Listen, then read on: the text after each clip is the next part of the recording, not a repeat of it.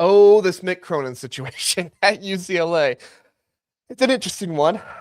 It's an ugly one as well. It's kind of like watching a slow motion car wreck on the freeway during rush hour where everybody's honking and nobody's moving. But you've got a coach who's built a reputation as a hard nosed, blue collar grinder type of guy, the kind who turns scrappy teams into tournament darlings. Mick should be the type of coach that everybody in college basketball loves. And for a long time, there were people that highly regarded him.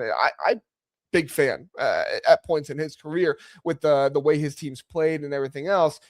But he's taking it too far, and people are accusing him of short man syndrome and everything else because he's yelling at his own players, snapping at reporters like a guy who's just done with the whole damn thing.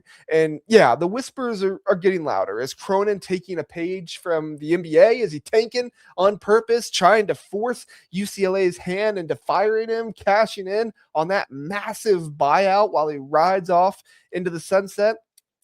It's not as far-fetched as it sounds, especially when you peel back some of the layers of his frustration with the modern college game and the massive payday Cronin would get. And that's really what I want to try to explain in this video and talk about is kind of the context and peel back the curtain a little bit. You see, if he gets fired, he has a $22.5 million buyout hanging over everything like a storm cloud. This split could actually be the best for both sides, but obviously UCLA doesn't want to pay $20+ million in their buyout. And just so you know, this isn't just some conspiracy theory wackiness or something like that.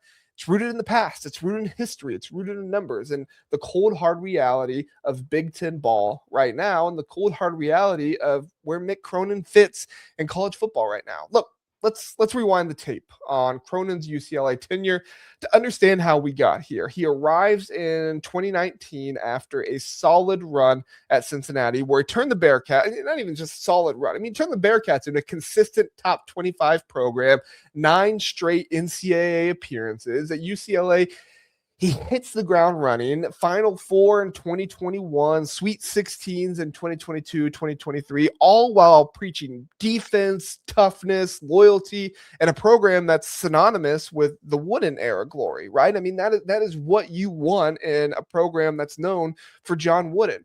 But fast forward to now and in the 2025-2026 season, the Bruins are hovering right around 500 in the Big Ten, sitting at 17-9 overall with a net ranking of 41, which is decent, but nowhere near the blue blood expectations for their program and nowhere near where Mick Cronin wants to be. I mean, their KenPom rating has them at number 42 nationally. Not terrible, but also not good. They have an adjusted offensive efficiency that is 47th in the country, and their defensive efficiency is actually worse than their offense at 49th.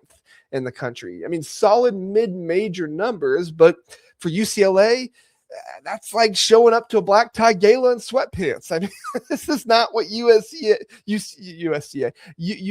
wants, right? This is not what they need. Defensively, they're leaking like crazy, ranking 125th in defensive efficiency at 1.032 points per possession allowed, way off from Cronin's Cincinnati teams that routinely were top 20 in that metric. And on FanDuel, they're even behind USC in national championship odds. Now, USC just lost to Illinois tonight, so maybe those change. But as of right now, UCLA is plus 50,000, while USC, which has Rodney Rice hurt, is at plus 30,000. This is not where UCLA fans expect to be. This is not where Mick Cronin expects to be. And it could lead to Cronin engineering his own exit, like that old office worker who, starts slacking off, hoping the severance package comes or something like that.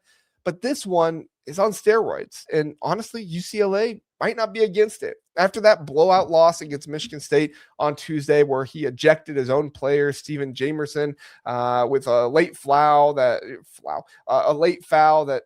some people could really get on board with. But of course, everybody's kind of on the lookout for that stuff right now. He also blasted a reporter in the presser. People on X were calling him a bully. talking about somebody who disrespects players. The LA Times columnist, highly respected Bill Plaschke, and users straight up saying he's tanking for payday. So this isn't an original tanking thing by me. Bill Plaschke said it, which isn't a new accusation, as he allegedly did it at Cincinnati before bolting in 2019. It's all contingent on having it happen sooner rather than later, as his buyout drops from $22.5 million if he's fired before April 1st to $18 million if he is fired after. But UCLA's financial crunch makes that nearly impossible without cause. And let's be real, his outbursts feel calculated, like poking the bear until it swats back, but no smoking gun at this point. It's all interpretive based on a program that's underperformed relative to talent, especially with a portal heavy roster that is talented, but disjointed at this point, because it doesn't feel like the team is built around what Cronin wants them to be.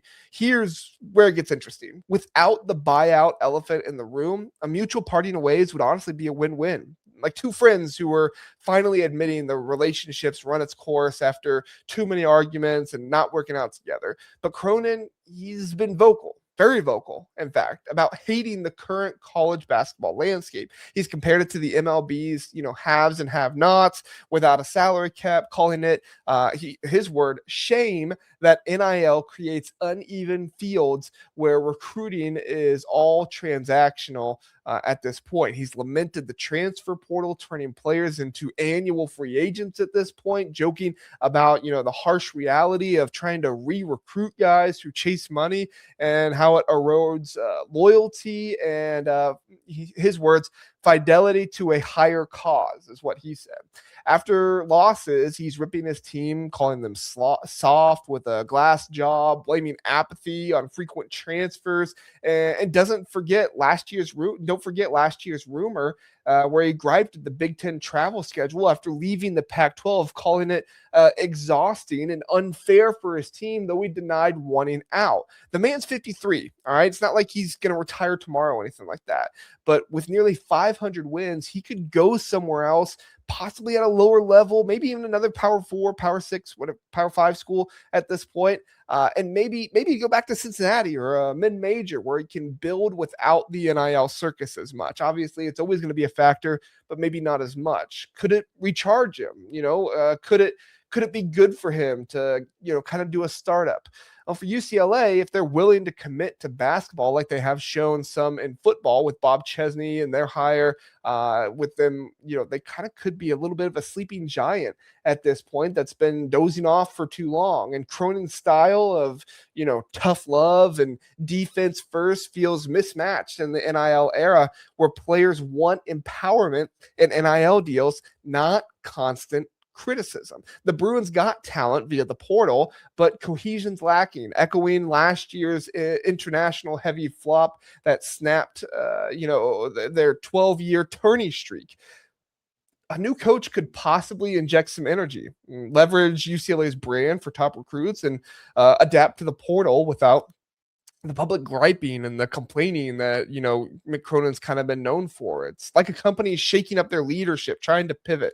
UCLA needs someone who embraces the chaos and doesn't try to fight it every step of the way.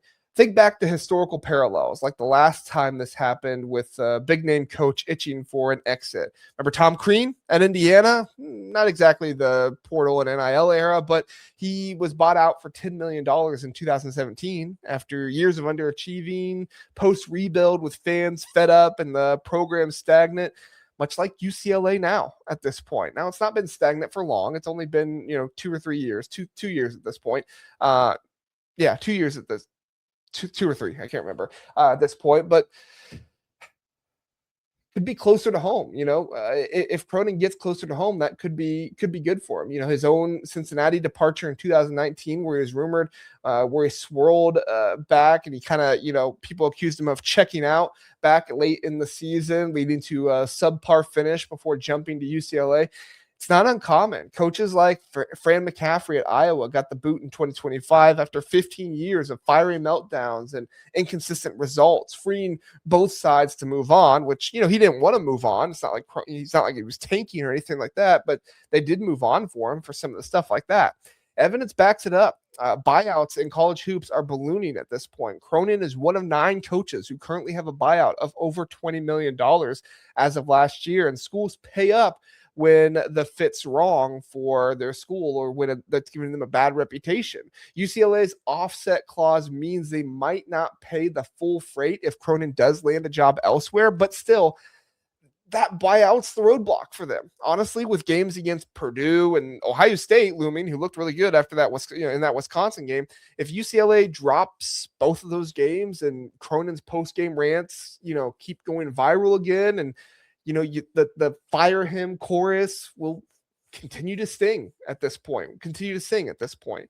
But hey, that's just my take as someone who is not completely from the outside looking in, but somewhat from the outside.